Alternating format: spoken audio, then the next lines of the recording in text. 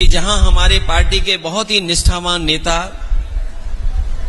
जिन्होंने अपना पूरा जीवन लगा दिया गरीब किसान मुसलमान भाई और जो भी गरीब था उसके हक के लिए, उसके सम्मान के लिए, कल अचानक उनकी तबीयत खराब हुई। Doctor R K. सिंह हमारे विधायक भी हैं, वो उनके साथ रहे, परिवार के सदस्य साथ थे, बेटा साथ था, लेकिन जो हार्ट अटैक हुआ उनको, उससे वो बचा नहीं पाए, वो हमारे बीच नहीं रहे। हम समाजवादी लोग दुखी हैं, हम उन्हें श्रद्धांजलि देते हैं। हम अपनी तरफ से और पार्टी की तरफ से और भगवान से यही प्रार्थना करते हैं कि जो इस दुख की घड़ी में परिवार को शक्ति दें, परिवार को इस दुख सहने के लिए शक्ति मिले। जहां तक यूपी सरकार की बात है और दिल्ली सरकार में, यूपी सरकार जहां लगातार जीरो टॉलरेंस की बात कर रही है, जो कानून को लेकर के, कानून व्यवस्था को लेकर के जीरो टॉलरेंस की बात करने वाली सरकार में सबसे ज्यादा अपराध हो रहे हैं, सबसे ज्यादा घटनाएं हो रही हैं, सबसे ज्यादा जाने जा रही हैं।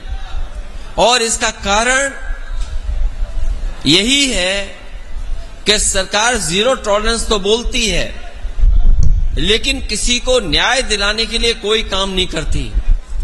देवरिया की घटना एक उदाहरण है। देवरिया का जो घटनाक्रम है वो एक उदाहरण है कि किस तरीके से सरकार का कामकाज चल रहा है।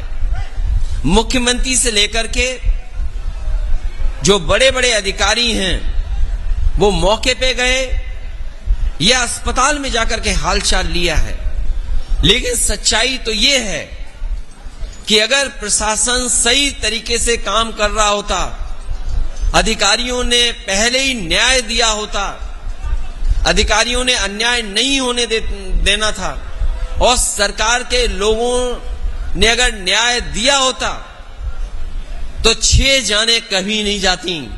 अगर 6 जाने गई हैं तो भारतीय जनता पार्टी के सरकार के कामकाज की वजह से जान गई है।